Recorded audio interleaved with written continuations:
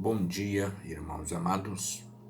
Estamos pela segunda vez neste ano voltando aos irmãos com o nosso culto dominical. E sempre uma curta palavra sobre a escola bíblica com algumas ponderações, porque nós temos, pela graça de Deus, já há um bom tempo, o nosso estudo presencial com aqueles irmãos que podem estar conosco, e temos o vídeo para aqueles que nós entendemos que não possam, por algum motivo, estar conosco. Então, nesta manhã nós vamos enviando ao vosso lar, à vossa família, ao vosso coração, uma palavra pastoral, vinda de Deus, para nos ser bênção. A lição 2, que estamos vendo hoje, é Lançando as Bases. O autor é o pastor Antônio Marcos. O texto base é Esdras, capítulo 3, versos de 8 a 13. A introdução da nossa lição, ela nos diz assim: a prática de lançar as bases após os recursos em nossas mãos invalida a fé. A obra de Deus sempre há de ser realizada com fé, e mais fé, e somente fé. O que precisamos saber é que Deus nos manda fazer, como como e com que não nos compete questionar. Com Ele está a resposta, com Ele está a solução. É isso. Então, o que o autor está enfocando nessa lição é, como nós já estamos vendo pela segunda vez, é o Neemias, o Esdras, voltando para reconstruir a cidade de Jerusalém, caída, destruída, e eles voltaram apenas com aquele impulso da presença de Deus. Isso, com aquele impulso de Deus, vai e reconstrói os muros. E eles foram e começaram a trabalhar. E Deus foi levantando com eles, por meio da fé, por meio da obediência, os recursos. A obra de Deus, meus irmãos, ela é feita assim. Ela é feita de fé. Às vezes nós olhamos e parece-nos que os recursos não existem ou estão faltando, mas a obra precisa ser feita. Como? Se eu ficar questionando Deus, primeiro vou fazer um caixa para depois eu começar a fazer. Pode não dar certo. Eu posso anular a fé. Eu posso anular a presença de Deus e ficar só com o lado humano. Às vezes nós agimos assim.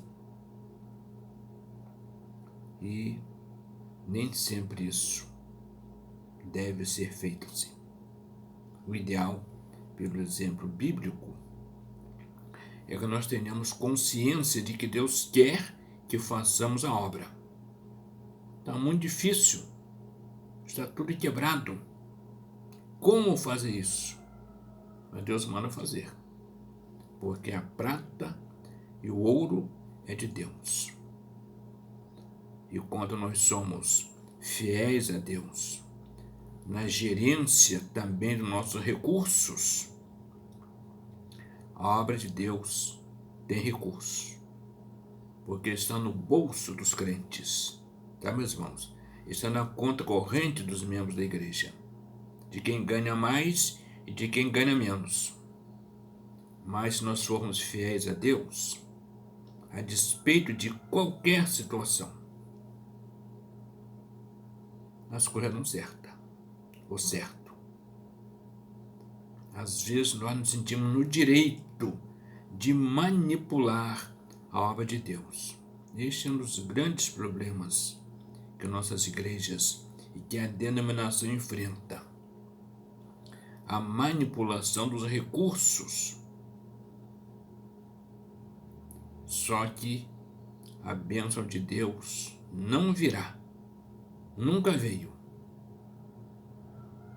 Ananias e Safira são dois exemplos vivos para isso. Eles mentiram para Deus. É isso que a lição está nos dizendo. Fidelidade a Deus na gerência dos nossos bens, para que Ele possa, com nossas mãos, executar a obra. Né? A obra espiritual, mas tem um lado material, não é isso? Tem um lado material. Ponto 1. Quando lançamos as bases, Deus envia os recursos necessários para recomeçar. Quando lançamos as bases, Deus envia os recursos necessários para recomeçar. É tudo em cima da linha de Esdras e Neemias, tá, meus irmãos? Eles chegaram lá e começaram a construir o templo. Eu já disse em outro vídeo que Deus mandou que primeiro o culto fosse restabelecido, né? O altar fosse refeito. Isso é para mim, isso é para o irmão, é para a nossa igreja, essa palavra, tá, meus irmãos? É para a nossa igreja. Nós precisamos começar pelo altar da nossa vida. E o somatório, o altar de Deus. O culto que prestamos a Deus.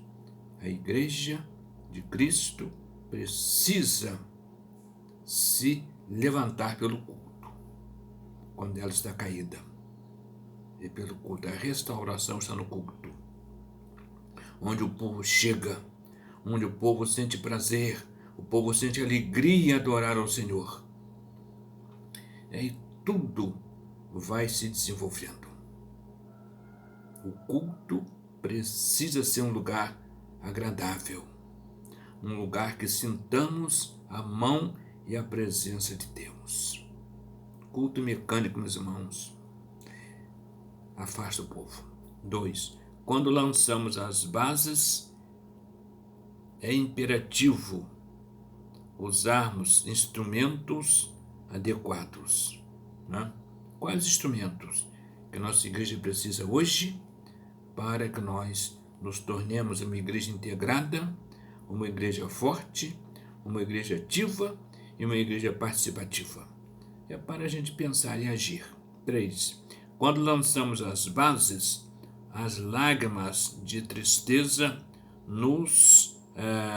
são contidas pelas lágrimas de alegria. Sim, aqui o autor está falando dos dois templos, do passado e do presente. Havia ali uma velha geração que conheceu o templo antigo de Salomão, um templo suntuoso, muito moderno.